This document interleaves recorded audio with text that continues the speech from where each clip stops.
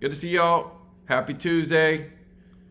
Let me pull up everything here really fast, and then we'll get this show on the road. Perfect.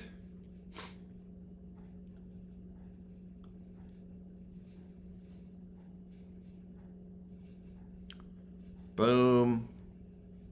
Yo, yo, yo. If you guys can hear me loud and clear, give me a note in the comments here. Just want to make sure everything's rocking and rolling, that we're gravy.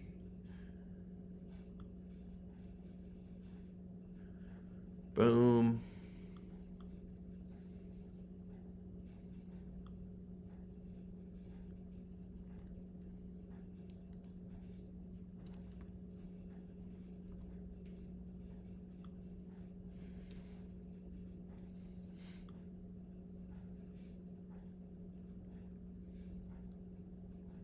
Yo, Adam. All right. Thank you, sir.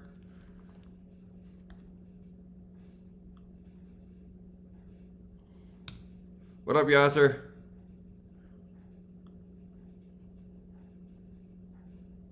Sweet. What up, Justin? What up, Yuri? All right. Red, we are rocking and rolling. What is good, my people? Good to see everyone. If you guys are live, drop a live. If you're watching the replay, drop a replay. I'm excited to get rolling with y'all today. Boom. FYI, we do have some opportunities that we're hiring for right now. Some pretty cool stuff. We got a sweet biz op that we're hiring for. What up, Ben? How you, man? So we got a sweet biz op that we're hiring for. We have some setting positions that we're currently hiring for. So there's good opportunities out there right now. If y'all are looking for roles, be sure to reach out. And if you guys are needing sales reps as well, you know where to go. We got the best reps. So pretty sweet. Actually, yesterday a client was on the call. He's actually a repeat client. He had bought from us before. He got off the phones and then ended up being able to sell his agency once he did. And now he's doing business financing. And yesterday on our coaching call, he was just like, dude, I'm so grateful to be doing this, like, and go back through this process again. He's like, it's just made my life so much easier. And you guys, shout out to a couple folks that are on that team, Adam and Chris. You guys are rocking it over there. So you're making us look good. But yo, Seth, good to see you, bro. Hope everything's good and about to be a dad soon. So, and then Yuri, are we hiring noobs? Yeah. So, if you're a noob and you're looking for a role, reach out. We, with setting roles, we will consider noobs, but you'll generally have to go through remote sales bootcamp first. And so if you want to be able to get put in contact with someone, we're happy to have you in remote sales bootcamp. I know you're here all the time, and there's layers to this. We go even a lot deeper in remote sales bootcamp. So if that's something that you want to do and you're looking for a role, then definitely tap in. So, sweet. So I know today I want to do something a little bit different. I really want to focus on some more advanced trainings. So recently I had asked y'all about, if you wanted me to do more just the straight cold calling, and if you wanted me to do some more sales training focused stuff. And a lot of y'all said you wanted some more advanced sales trainings. And so if you guys have any topics that you want to explore, I would say drop that in the chat. We'll probably cover those in a different call. Maybe if we have some time at the tail end of this and like we're doing more open Q&A, we can also hit some of these topics. If they're quick and easy to answer. Some of them may be more involved, and I'll save them for future trainings. But I wanted to bring something a little bit different today and focus more so on general training and whatnot. And there's a lot we can go into. I'm overall pretty pumped about what we got to cover today. So big thing that we're going to roll through today is specifically something that's called delaying the decision. And so I'm going to talk about this. I mentioned I was going to talk about it on Thursday, but I actually want to talk about it here because it's something that's really counterintuitive. So I grew up selling in timeshare, right? And so selling in timeshare is hilarious, but in timeshare, there's a saying that they had, which was don't believe in B-backs. So I used to believe like everything had to be a one call close. That was my whole aura and ethos. And so timeshare kind of, if you learn how to sell via timeshare, you end up selling in a way that's a little bit transactional. And the reality of timeshare is like when you sell people, you probably are never going to see them ever again. And so because you never see them again, you don't really care. And like in timeshare also there's a lot of like fuckery going on. That's a big part of why I left that business, is I just didn't feel good about what I was doing at the end of the day. I felt like I was deceiving people and kind of using trickery and finessing people to get them to do things that weren't necessarily in their best interest. And that was a big part of what made me end up leaving that industry overall. Now, obviously, not every property is the same. Certain timeshare programs are better than others. I sold at like the most heinous of all timeshare programs, which was Westgate, and they don't give any fucks in Westgate. They called it the Wild Westgate, so you could kind of pitch anything. Like people used to pitch crazy heat there. Pitching heat is when you're not telling the truth when you're selling. And that kind of environment eventually eats at you, and it's really toxic. And so when I left timeshare, my whole thing was like, I don't want to sell anything unless I feel like it's actually going to benefit the end user. And it was just like, at that point, once I got good, especially, I decided not to use my powers for evil anymore. But coming out of timeshare, you have this whole sort of like, timeshare has a very much killer be killed, seller be sold type of mentality, right? And it's like this 1980s used car playbook, like fucking super old school. A lot of the same type of energy you'll get from like a Grant Cardone or something like that, right? Which, if you guys know me and you've worked with me in any capacity, or you've kind of watched me do any of my stuff, basically my training tends to be more advanced than anybody else out there. Like there's nobody that teaches the shit that we teach. We're very creative in the training design. I've been working at this stuff for now 8 years, trying to figure this out, and really document and systematize my thought processes. And the kind of key benefit that I bring to it is I'm really good at math. Actually, a lot of people don't know this, but like I'm really good at math. So on my SATs, I got a 720 in math and 730 on English. And so being good at math and at language, it helps me be a lot more analytical in my process and my approach to figuring out what's working, what's not working, and how to train sales.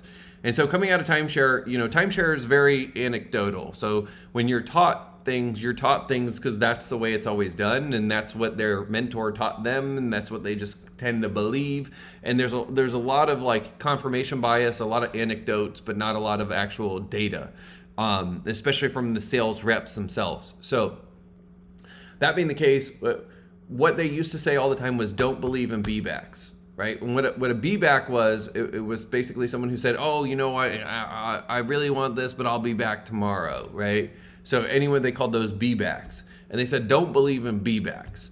And over time, I had to shift this mentality, especially as I got more and more into selling B2B, right? And I want to ask you guys, actually, anyone have a guess as to what a typical follow-up close is? Like, of your calls, what percentage will typically end up being follow-up closes? So I'd love to know what your guys' guess is, as well as what maybe it is for you. But how many or what percentage of the calls that you take will end up being, or what percentage of your closes will end up being follow-ups, is what I want to ask y'all. And it's going to vary a little bit industry to industry. So if you have insights or you want to take a stab at that too, I'd love to see what you guys come up with. But I want to pose that question to you. So like, what percentage of your deals will come from follow-up? Let's see what you guys got. Maybe you guys have heard me say this before as well. So some of y'all who are in Remote Sales Bootcamp or Scale Your Sales, you guys are definitely going to have probably heard me say this. But what percentage of your closes will generally come from follow-ups? Let's see what you guys got.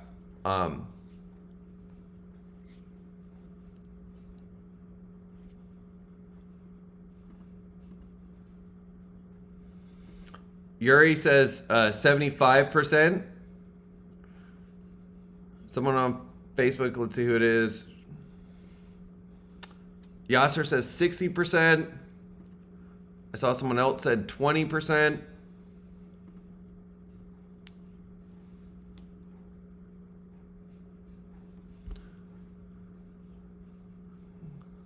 Let's see who said 60 or said 20%. I'd be curious, actually.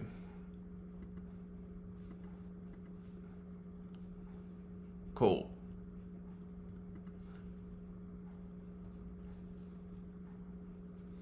Let's see, maybe one more answer. Oh, okay, sweet. Doug, good to see you, man. So Doug's guess was 20. So generally what I tend to find is that it's between about 60 to 40% of my deals will come from follow-ups. So a couple of y'all said 60%. But 60 to 40% will generally be follow-up deals for me. So Brian says 80 to 90. It depends on your deal cycle. I'm guessing you might be selling a much bigger ticket, or you're selling to a bigger company. So, because obviously in B2B, there's levels of B2B, right? So selling to SMBs is different than selling to sort of a medium enterprise versus selling to large scale enterprise deals. They have different buying procedures and buying processes. So, if you guys are selling to stuff like healthcare, education, if you're selling to, enterprise level accounts, those are going to be obviously like 90% follow-up deals, right? But if you guys are selling to SMBs, medium enterprises, a lot of times, especially if you're going straight at the decision makers, you're going to see you should hit about 60% of your deals will come from follow-ups. And for most folks, they end up kind of in one end or the other. They end up where everybody's a follow-up deal, or they end up where everybody's a one-call close, or they don't ever buy. And this is a whole part of what I talk about being full stack as a sales professional. So I believe that, as a sales pro, I want to be able to sell into any market. I want to be able to sell any sales process. And I want to be full stack, meaning that I could sell one-to-many, I could sell one-to-one, I could one-call close, I could follow-up close, I could run social selling, I could do cold calling, I can write copy, I could do cold email. I understand how to generate leads, I understand how to book appointments, I understand how to close deals, right? And I understand how to follow up and do all that stuff. That's really being full stack. And when you guys are full stack, what it does is it just gives you power, because you're not at the behest of what the funnel's doing that day or all these other things, right? So what I want to do is I want to maintain power through my follow-up process, and I want to be able to move throughout any different type of sales process. It just helps me move, and this is where I believe the highest level of sales professionalism is being full stack. When you can create offers, you could get into accounts where the offers aren't working, you understand how to get those offers to work. You could get into accounts where maybe the ads are dead, but it doesn't matter because you understand how to generate leads, all those sorts of things. So that's a big part of the game. But generally, if you guys are selling to SMBs or if you're selling B2C, you're going to see about 60 to 40% of your deals should come from follow-ups. Now, some B2C processes are buy or die processes, and some B2C processes you may actually be selling to more impulsive emotional markets, like timeshare, for example.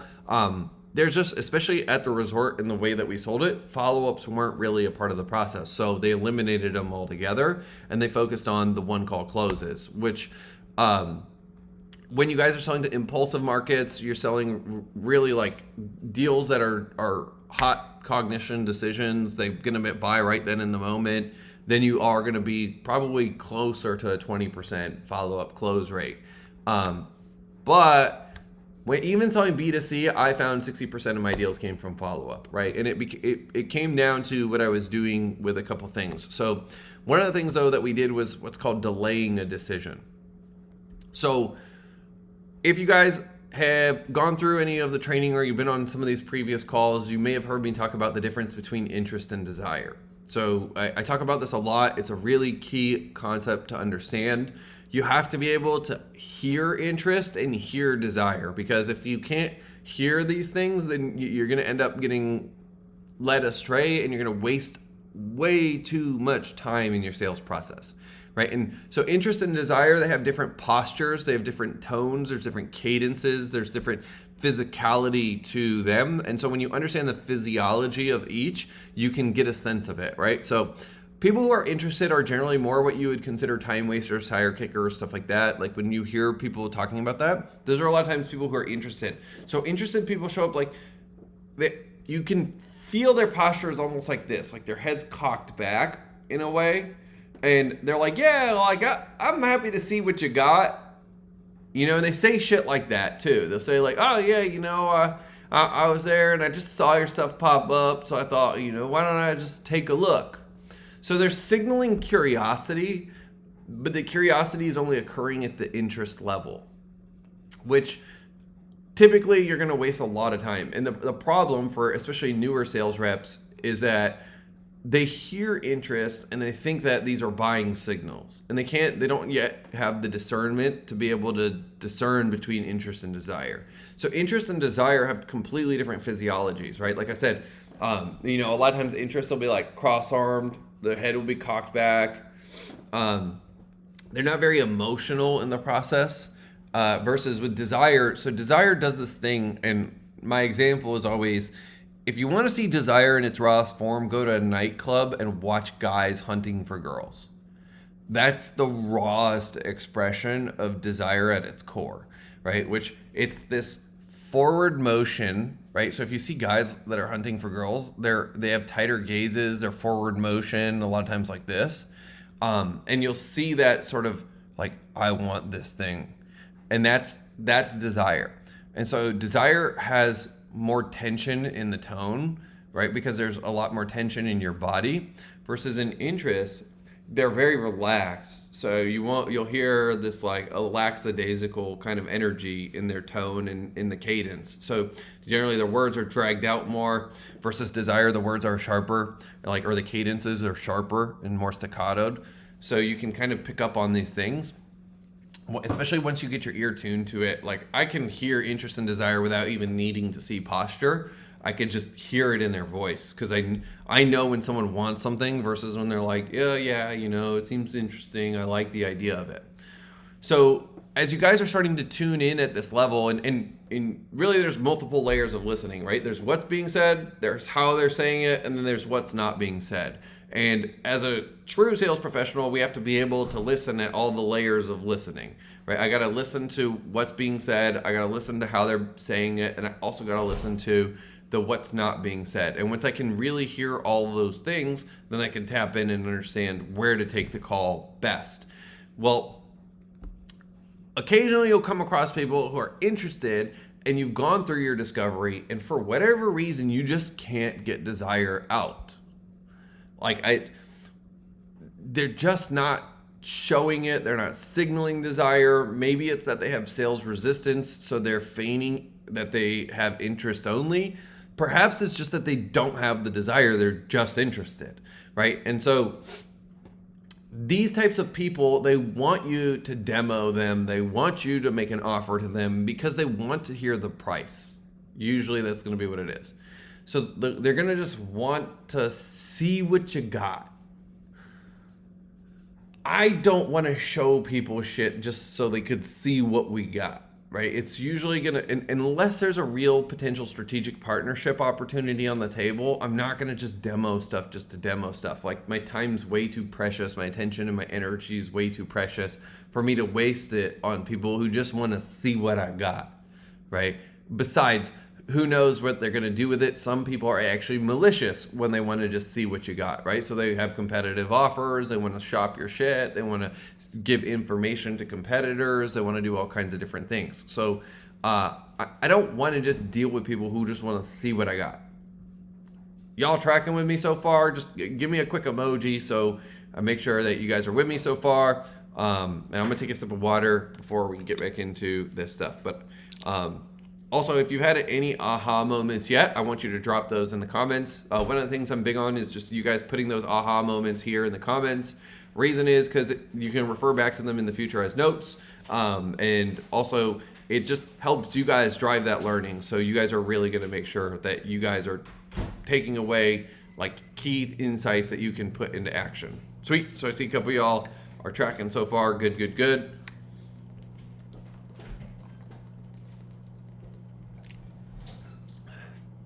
Water's so good. All right. See what you guys got.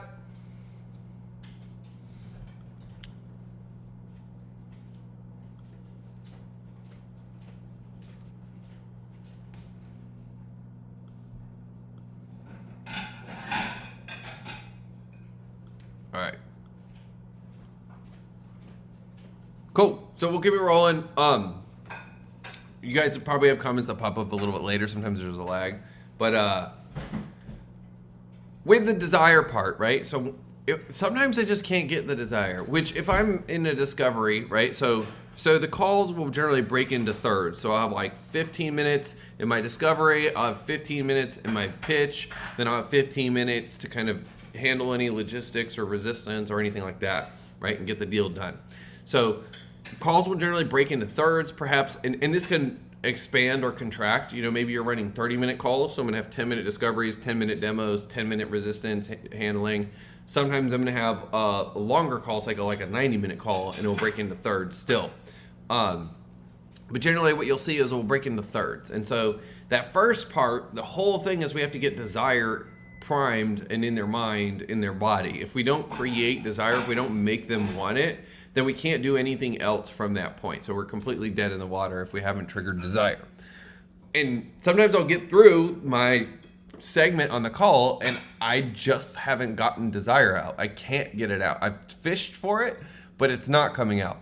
So when that happens, you know, especially if they're interested, a lot of people will make offers at this point, or they'll demo people who are interested. If you do that, you're wasting your time, and you can basically guarantee the person's not going to buy, because they're not in the energetic place that they need to be able to receive the offer and make a purchasing decision. It's just not going to happen. And so what's going to happen is they're going to hear you, but they're not going to like really be like physically listening. Right? They're gonna, and so if these people come back to you in a month or 2 months, they're not gonna remember any of the shit you're talking about either, because like there's not a real strong emotional attachment to the outcome, and because it lacks emotion, just the learning and everything is not there. So you're literally gonna waste your fucking time if you demo these people. Also, what's gonna happen is, even if you demo them, in most cases, you're not gonna get to the place where you have enough time to get the deal done. And so say, for example, you're 20 minutes in and you want to keep trying to fish for the desire. If you keep fishing for the desire for another 20 minutes, maybe you get the desire on the table, but you're not going to get to the point where you have enough time to demo, close, and do everything you need to do, because they probably have another time commitment and you probably have another time commitment. And so as a result, if you try and get the desire and then sit there and close it at the end, you're probably going to lose the deal as well. So instead, what I like to do is I generally like to delay a decision, right? And so it's a very weird concept, and it's super different than what you probably will have encountered. So a lot of it comes down to, first of all, I have to, you know, and this comes at my transition point usually. So if I'm going from my discovery into my pitch, there's 3 things that can happen to go from a discovery to a pitch. It really could be a yes, a no, or a maybe, right? And so a yes is a yes. I'm just going to transition. I summarize the situation. They say, yeah, that's exactly my situation. And then I'll transition into my pitch, right? And that's normal. Second piece is no, they're just not qualified, right? So for whatever reason, you're not speaking to the right person. They're not your buyer avatar. They don't have key things that you need in place to be the right person to buy. So you're just gonna say, hey, I'd love to help you, but we're not really the best person. Let me recommend this book, or let me recommend this resource, or let me connect you to so-and-so in my network who probably will be better for you, right? And you're gonna be helpful, you're gonna be kind, but you're not gonna continue the conversation because it's a fucking waste of time. And so at that point, you're going to have a no. It's this maybe area that most people are unaware of and they don't know how to navigate. So this is what I want to break down for y'all, is this maybe area, because it's beautiful, it's fun, there's a lot of money to be made in this. And when you're doing this, it's going to just completely like consume their mind in the way that they're confused. They just don't understand what's happening, because what you just do is not what salespeople do. So they want you to be a salesperson, and you're not. You're being a sales professional, which is very different. And as a result, they're going to be like completely mind blown. So when we get to our maybe and we get to our transition, delaying the decision is one of the options that we can do, and when we're here. And so with delaying the decision, basically what we're going to do is we're going to polarize, first of all. And normally I'd be like, hey, like, one of my favorite pattern interrupts that kind of allows you to drop some wild shit is where you're like, hey, can I be real with you? Or like, hey, do I have permission to just be blunt? And they'll be like, yeah, I guess, okay. Right? And so you are generally going to ask for permission to speak some hard truths. And first of all, just doing this sets you up beautifully. Most people, they speak the hard truths without asking for the permission. And then they end up offending the other person. But if the other person gave you permission, now they have no right to be offended because they gave you permission. So it's kind of a little beautiful trick, but you're like, hey, can I just be real with you for a moment? Yeah, what's up? Like, look, like, I talk to a lot of people about achieving core benefit. I talk to a lot of people about losing weight and getting the body of their dreams. And as a result, I can tell when someone really wants it. And I don't know, like, have you ever heard about the difference between interest or desire? No, what do you mean? How so? Or you know, I kind of maybe, a lot of times they'll fake it, like they know, it's really funny. Kind of maybe, but what do you mean? Well, in talking to this, like, there's a lot of people that, you know, they want six-pack. They want six-pack abs, or they want to look better than you can. But I'm going to go to Chick-fil-A today. You know what I mean? Like, it's just, it's different. Versus there are people who are like, no, I want this, right? So they're going to do whatever it takes to get there. And there's an energy, and I can tell in the tone and sort of the body language and how someone's talking and the language they're using. And I'm just, you know, maybe I'm misreading it here. Maybe there's something I'm not aware of. I don't know. But I'm just getting the sense that, like, this isn't something that you really want. Correct me if I'm wrong here, or I'd love to hear your opinion on this, or I'd love to hear your perspective. So I'm going to zoom out and kind of dissect what we just did. But before I dissect it so that it lands harder for you guys, I want you guys to just take, what did you spot? What did you pick up? Like, what are some of the subtle persuasion tricks? I know obviously we did the call out, we asked for permission, but what are some of the other things you picked up that maybe I didn't necessarily explain yet? And then I'm going to start to dissect this for you guys.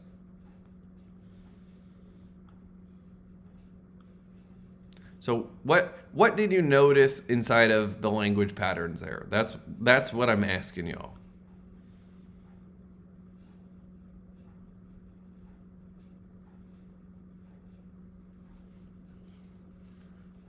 Real temp check.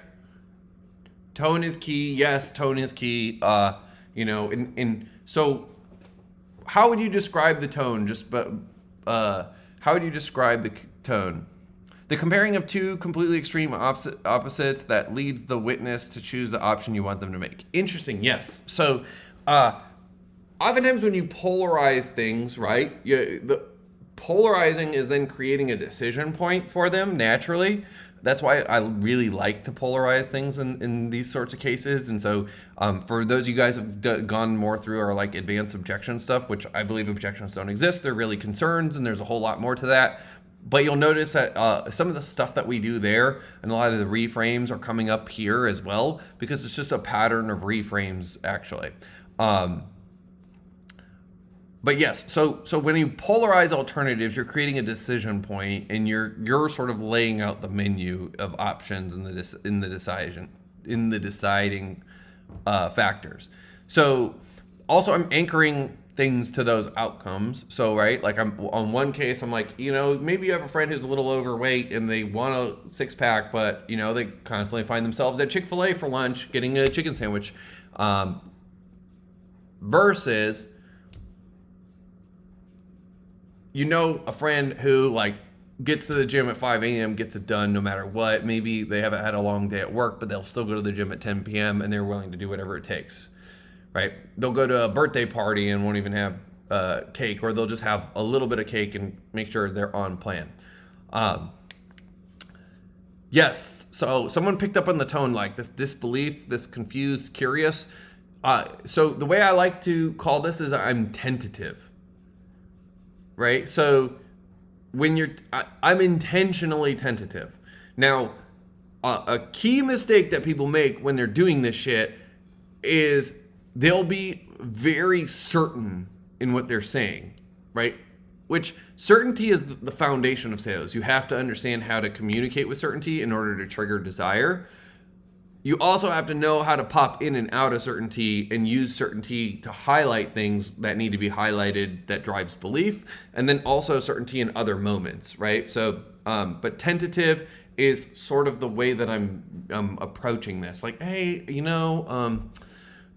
and what I'm signaling as well is like I'm being respectful and trying to be kind throughout the process, right? Because like I don't want to be a dick. Like, I've been in enough sales environments, and the reality is when you see people in sales environments, a lot of people will be dicks to people, and it's just not, I don't want to be a dick, right? Like, there's no reason to be a dick. And a lot of sales reps, they feed on the drama of, oh, this prospect's a liar. Oh, this prospect's a douchebag. Oh, what a fucking idiot. Yeah. And like, if you ever hang out around sales reps, you'll hear them grumbling about this stuff, or business owners who are taking a lot of sales calls. You hear them grumbling about this stuff about like, yeah, this guy's such a loser. He just said he was going to do it and didn't do it. Oh yeah, I hate those kinds of people. And they'll get this self-righteousness and this judgmental energy. Leave that shit at home. That's not going to serve you guys in a sales arena at all. Like, at the end of the day, people are going through a lot of shit. You don't know what they're going through. Maybe their parents are sick. Maybe they just lost a child. Maybe, maybe they are sick. You just don't know, right? There's no reason to be judgmental, and being judgmental doesn't serve us, especially in this context here. It's not the best approach. So, this tentativeness, it's a way to signal like, hey, I'm kind, but I'm also honest. And it's in essence, you're defining a boundary, because you're saying like, hey, I'm not willing to be deceived here, and I'm not willing to just go through some bullshit with somebody who thinks they're pulling one over on my eyes, right? And so because you're being completely upfront, like most sales reps will just go and they'll pitch that person anyway, and then that person feels like you're an idiot because they feel like they kind of tricked you to get through and to get the information, and that you didn't realize it, and so they kind of then start to feel like they have taken the alpha on that call. Yes, direct and honest, but yes, kindness. Exactly. And blowing smoke up their ass or just doing what they want is a form of disservice to your prospects. Especially just doing what your prospects want, right? Like, prospects generally don't know what they want. That's why they're on the call in the first place, and they're needing a consultative sales process. And so going with what they want is going to do them a disservice. We have to have that authoritative leadership throughout the process. And so as I roll through this, there's a couple other things I want to highlight for you. One is, you want to admit that maybe you're misreading it. For whatever reason, this fucking changes the frame of everything, right? So, I'm just getting the sense that this is something that you're interested in, but maybe you're not fully at that point where it's like, I'm willing to do whatever it takes no matter what. And perhaps I'm misreading it. I don't know. Maybe there's something going on your end that I'm not aware of. But I would love to hear your perspective on that. So again, that's the tentativeness, but when you say like, perhaps I'm misreading it, and you're giving them basically room to correct you, is a key part of this. So most people will just be like, oh, I realize you just don't want it bad enough, and then they start coming judgmental and really like, they get into a confrontation, and they're getting into judgment and accusations, and then the person loses intimacy, and then the conversation dies and the dialogue dies right there. Versus, hey, maybe I'm misreading it. I don't know, Then you're inviting them to respond and to correct you if you're wrong, which you're going to get some key things here, right? So they'll be like, hey, maybe, yeah, I kind of like, I'm still in that stage where I'm trying to figure it out. Sweet. Now I know it's a no. So then I'm going to direct them to next steps that will help them and get off the call, right? If they're not in the point where they're committed, then it's a no, right? So usually what's going to happen is they're going to agree with me and say, oh yeah, I guess that makes sense. And I'm really kind of early stages and I don't know what's the best approach and da-da-da-da-da. This is why you make content. Don't fucking manually follow up with this person. Just drop them into your content systems. Give them content to chew on. Let your content do the work, right? Let them watch your stories. Be friends on Facebook. Let them read your posts. Let them read your long form articles. Invite them to an event where you're in a one-to-many format. But don't waste more time in intimate one-on-one conversations until you really have that sort of desire signal, right? And so they're going to say, oh yeah, maybe I am just interested. That's awesome. Like, heck yeah. The fact that we even get out on the table and you say, hey, well, you really need be in a place where it's like, I'm going to do whatever it takes. And some of the patterns of language that I hear when someone's in that place is, enough's enough. I can't keep going on like this. Something's got to change. I'm sick and tired of being sick and tired. I'm not willing to settle for this anymore. Like all that sort of energy is where the commitment exists. And, I'm aware that, the language was more hypothetical. It would be nice. Yeah, if I could, that would be cool. And you're using a lot of woulds, hypotheticals, and tentative language, right? And so tentative language is a signal of interest. Desire has I need, I want, I have to, I must. And so you'll hear this sort of commitment language that comes in desire. And so this is a key part of this, right? In order to effectively do this with your prospects, you have to demonstrate the tones and the language patterns and specifically call out key parts of what they said, right? Like, yeah, if I could get to 10 grand a month, that would be really cool.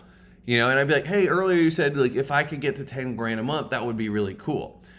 When I hear people who are in the right place mentally and emotionally, they usually say stuff like, I have to get to 10 grand a month. I don't really have a choice and I'm willing to do whatever it takes. That's the specific words that they'll use or how they'll language it, and it's what it sounds like. And when you can demo it to them, then they go, oh yeah, I did say that, and and then, so there's another option, which is, then they'll just fight you, right? They'll be like, no, you don't understand, I want it,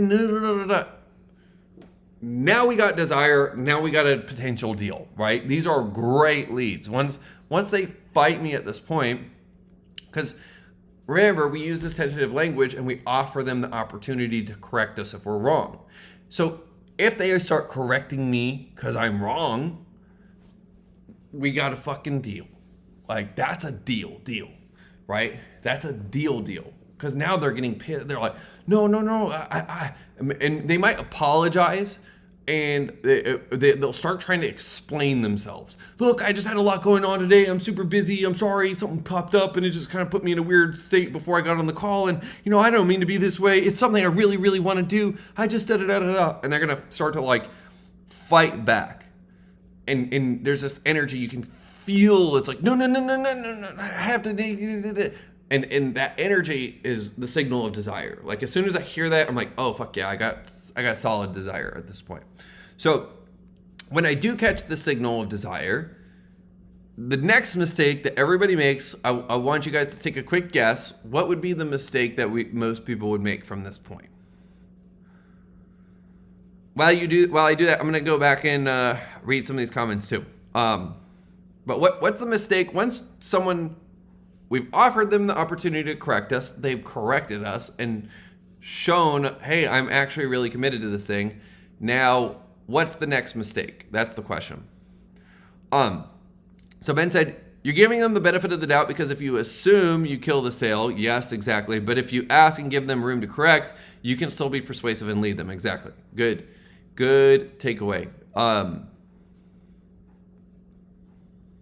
It's like playing with a cat. You take it away, they want it more. Yes, exactly. We all want what we can't have. Now with the takeaway, I want to highlight something with the takeaway. So there's different levels of takeaways, right? There's what I consider a hard takeaway, which a hard takeaway is like, you can't have this, or I'm not going to offer this to you, right? Generally, a hard takeaway is very different than a tentative takeaway, right? And most people escalate to hard takeaways too fast.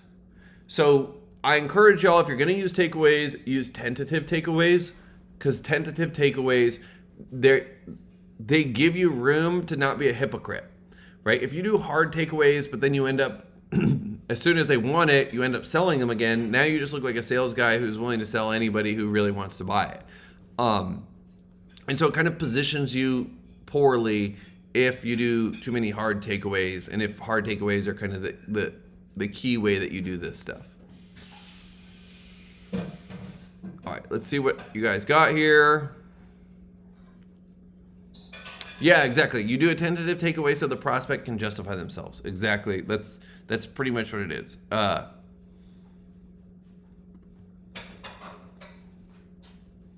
Yep. Good. All right, so the key mistake here is most people at this point will say, oh, I got desire, and then they start to roll into their pitch.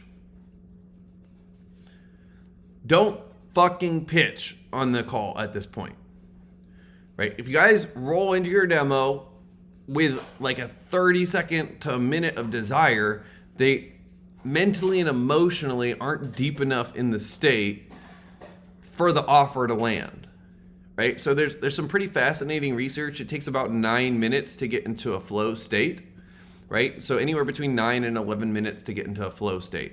So this is a lot of why the discovery is as long as it is, and this is why I want a 20-minute, 15-minute discovery. So once they can hit into that flow state, right, and I could keep them steeping in desire, right? And as they steep in desire, then it's going to really set the frame to make the pitch land.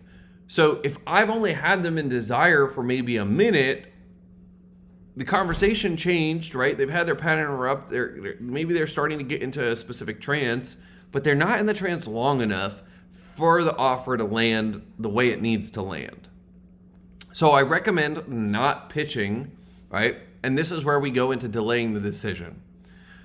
So delaying the decision is hilarious because the people will literally stay awake all night thinking about this conversation if you do this and you do this stuff right. So at this point, then we're going to tell them, hey, the reality is I appreciate you sharing this with me. I appreciate you being upfront, being honest with me. At this point, I still have a little bit of a concern. This is just a knee-jerk reaction. And you know, I understand that you feel that it's not, right? And so what makes sense is I believe you. At the same time, I just want to make sure that this is not just a knee-jerk reaction. Because the last thing I want to do is say, sweet, you get all hyped up now, you join the program, or we start working together, and then the desire wears off, and then you're not going to the gym anymore, and we're not able to get you to your outcome, right? So I really just want to make sure that this is something that you genuinely want. So here's what I have for you. I want you to write down 3 questions. You have a pen and paper, right? Yeah? Okay, cool. Write down these questions. Number 1, what's my big why? Why do I want specific outcome? Or, sorry, question 1, what's my specific outcome that I want within X time frame? Second question, what's my big reason why that I want that specific outcome? Third question, what happens if I don't get that specific outcome? Right? And so basically what we're doing is we're giving them a mini strategy session that sets up the core desire, it sets up the reason why and the justification, and then it sets up the fear of loss of not getting it. So it kind of sets us up entirely to get the key chemicals inside of the brain that we need to trigger, that trigger buying. So you have them write down these questions, and you say, cool, so here's what I want you to do. Tomorrow morning, or maybe tonight, with a glass of wine or a cup of coffee, do your thing, sit down with this, write down the answers to this, and I'm happy to connect with you tomorrow. We can take a look at what you have going on. We can pick up where we left off. And then if we're both still feeling good about everything and it's making sense, then we could talk about, what it would look like to work together in more detail. How's that sound? Yeah, that's all right. Okay. I really would like you to tell me this stuff now, but I understand. And you're like, yeah, I would too. But given the context, we're not going to have enough time, and I don't want to do you a disservice and kind of run through everything, and until we're both on the same page 100%. Yeah, I get it. Okay, sweet. All right, well, it was good to meet you. Peace. And then I'm going to jump off, right? And I'm going to leave. I'm like, what? So this little sequence here is magical. What they're going to do is if they have real desire, they're not going to stop thinking about this. They will literally tell their spouse or significant other about this. They will lay awake all night thinking about this, and they'll be completely amazed. And they can't stop thinking about it because it's just so jarring. And then what's focal is causal, right? So if you guys have ever read Persuasion by Cialdini, the more we focus on something, the more our desire and the importance of that thing elevates. So because now I have them focusing on it while they sleep and perhaps through the night and into the morning the next day, and they're like, oh, and there's this open loop as well for them wanting to get the details on the opportunity or the offer, it's going to start to build insane amounts of desire. And so this desire is going to start to crescendo in a way that when they message you tomorrow or the next day, that message is going to be like, "Yay, how do we get on? I wanted to talk about da da da." And like you're going to see there's just this crazy amount of desire. Or, they'll start to message you even sometimes if you say no, you're not ready because blah blah blah, and you go the route of a no. They're going to message you later and be like, "Hey, I have to do something, da-da-da-da-da." And they're going to be like, "I'm ready to go right now." And you get a lot of these text messages like, "Hey, I'm ready to go right now," when you run this stuff. It's wild. This shit's wild. And this is like a key part of boosting your conversions. Generally, if you're running cold traffic, you should convert 20 to 25%. It's kind of like a core baseline. In order to get to 40%-ish or higher, like you got to run these things too, because this is where you're turning a lot of the deals that most sales reps will miss, and you're able to pull these deals. So that is the route. That's the game. I want to give you guys a quick opportunity to ask any questions that you have on this. I know we covered a fuck ton here. I also would like for you guys, if you have any insights or aha moments that popped up, key little dots that connect in your guys' brain, I want you to jot those down as well. It will help you make sure you're retaining it. It also helps me know kind of what parts to focus on and that are going to give other folks value too. So anything that is an aha moment or a little light bulb that goes off for you, I'd love to know what stood out for you.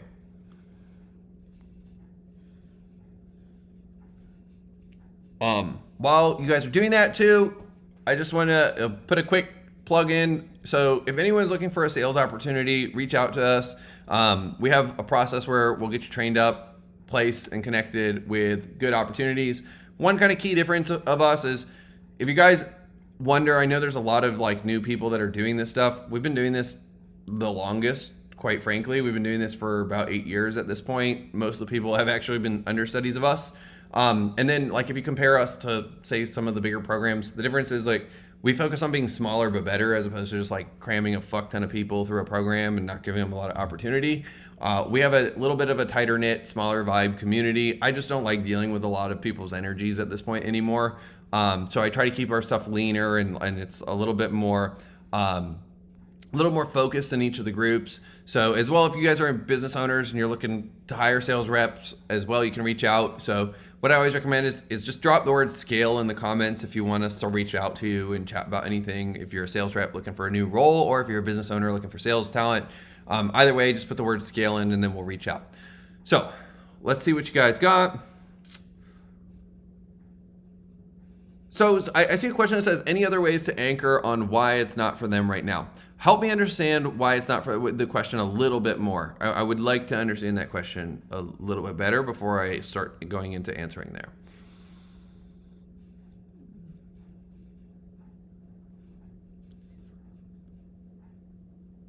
Um, Also, when you say any other ways to anchor why it's not for them right now, is that if they're not a good fit or if they are a good fit? With those couple clarifications, it'll probably give me what I need. I maybe have one or two more questions after, but with those couple clarifications, that should probably be about it.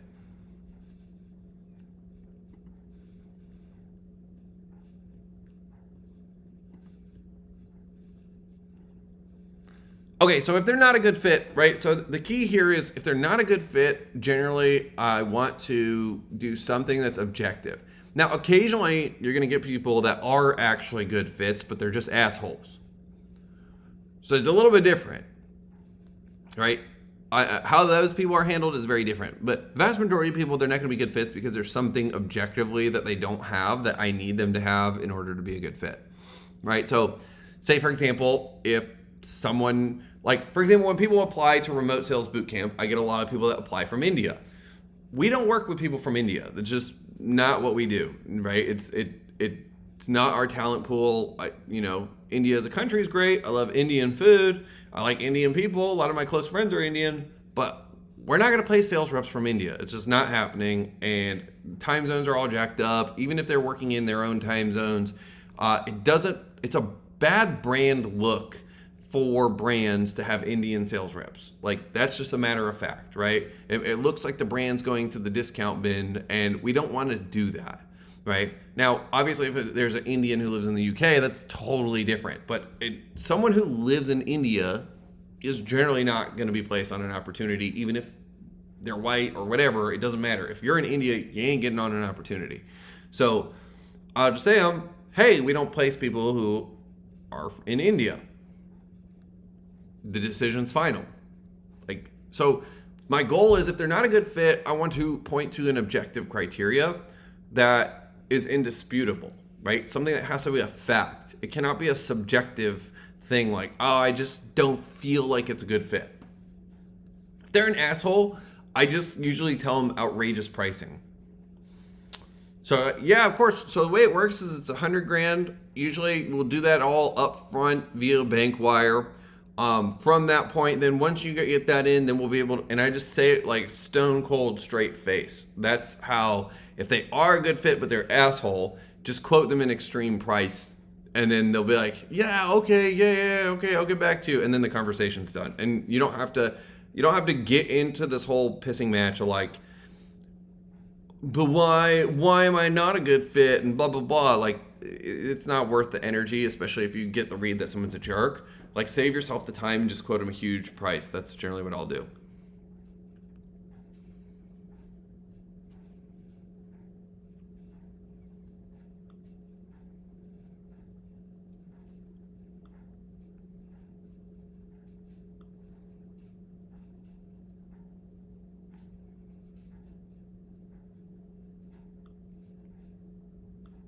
Sweet. Good.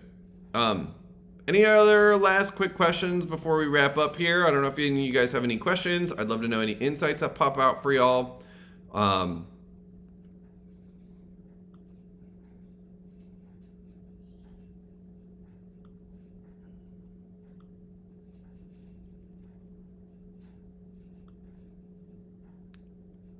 For whatever reason, it's not showing me all your guys' comments, but I'll catch them in restream here.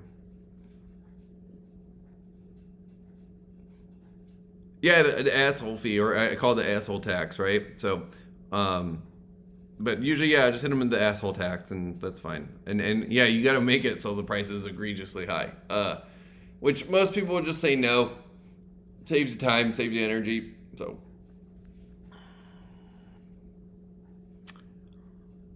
after the second call with them and they still don't have enough desire, what now? That's not going to happen.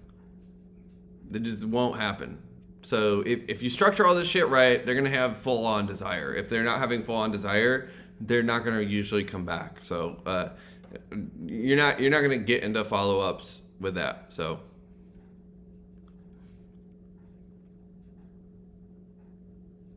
what if they are a good fit but they do not have the money? So everybody has bought something that they can't afford. It's just how it works. So I don't care if people don't have the money. Like, don't have the money is bullshit. And especially if you guys are selling to small businesses and you guys are selling if you guys are selling to business to consumers, like the amount of times that I've sold people that quite frankly didn't have the money would blow your mind. I've seen, I had one lady who was literally making 500 euros a month. And I sold her an $8,000 relationship coaching program. Okay? She borrowed the money from her parents. Everybody has access to money. They may not have the money, but they have the access to the money. And if I can create the desire big enough, they'll find the money. And so that's historically been my case. You know, I've had guys who were living on their parents' couch, making only $1,200 a month, buy 10 grand programs. Like, I cannot tell you how many times I've seen things like that happen. So don't have the money is not really it. Like, my belief is nobody can afford some shit they don't want, and if somebody wants something bad enough, they can find the money. People buy real estate all day long with other people's money. They got no money down deals. They can find creative ways to make deals happen. People buy shit they can't afford or they don't have the money for all day long. Right? I'm sure you guys have friends. They go out and buy cars they shouldn't have bought. They couldn't afford the car, but they found a way to suddenly get the credit or get the loan and do all this and do all that. Like, people have the money for shit if they want it bad enough. And so if someone's telling you that they don't have the money, what it really is a signal to me is that we haven't found the desire. Or the desire is not big enough. I gotta amplify the desire.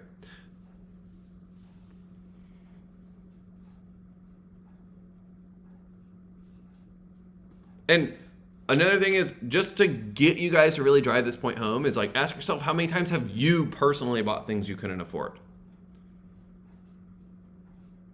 I've spent a lot of money that I didn't have when I was trying to get stuff together and just to get on and just to figure stuff out. So I know you guys have probably done the same thing.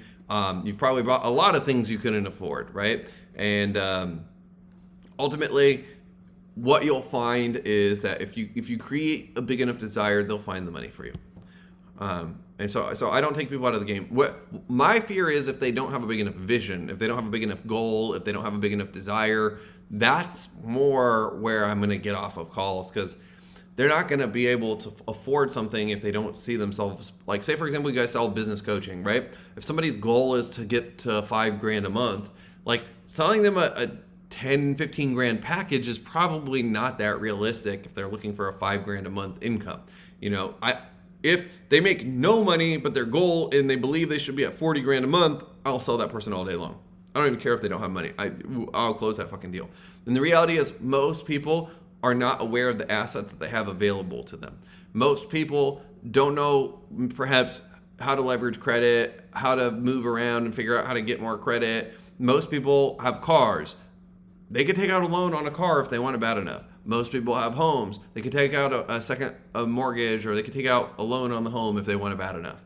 Most people have shit around the house that they could sell. They have video game systems that they haven't used in years that are worth a couple $100. They have friends, they have family who have resources that believe in them, that will support them, right? So we just have to figure out how to help them get resourceful if the desire's there and it's big enough.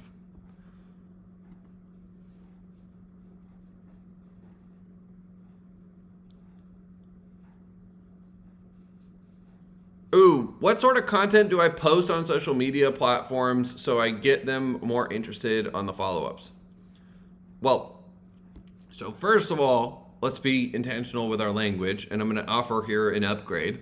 I don't want them to be interested on my follow-ups. I want them to have more desire on the follow-ups. So there's a big difference between interest and desire. I don't want them more interested, right? Because then it's just, oh, they're just more interested, right? No, I want them to fucking want that thing. So the key to content that makes them really want it is showing transformations before and afters, right? So show transformations, show the end outcome, show people getting the results that you're showing. That's a huge one.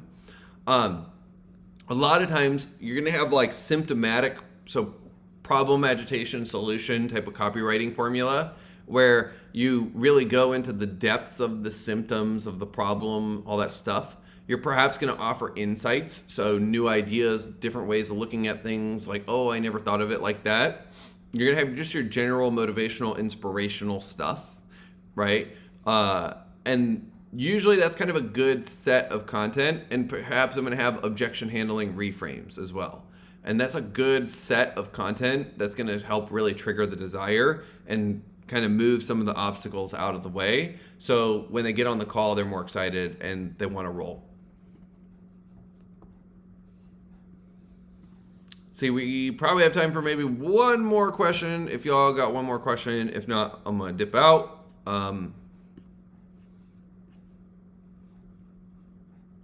Sweet. So if you guys have any other questions on this, just drop them in the comments here. How can I create more desire and urgency during the gathering intelligence? Good question. Good question. So usually, right, the key to getting more desire, more urgency is to find out what the real motive is. So basically, whenever we're doing something, it's I want to blank so that I can blank, right? So I want to lose weight so that I look great for my wedding.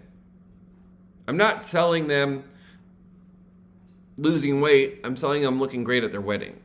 And so you have to understand what they're really buying. So it's I want to blank so that I can blank. Right? So usually there's a chain of beliefs that occurs in our thought process, and we are logically linking ideas. So we think that, oh, I need to pay for my parents' medical bills. Well, in order to do that, I need to get more clients. Well, how many more clients do I need? Well, I need to get about 5 clients a month at $5,000, and then I'll be good. Okay, cool. So I just need to figure out how to get 5 clients a month. Well, I think I need Facebook ads. Okay, cool. So I want Facebook ads. Right? And so ultimately I need to realize it's like I want to figure out Facebook ads so that I could pay for my parents' medical bills. So I'm selling them not Facebook ads consulting, I'm selling them paying for their parents' medical bills. And so you got to really understand how to suss that out, which is a little bit more of an involved conversation. But that's generally what you'd be looking at, is you want to be able to suss that type of thing out.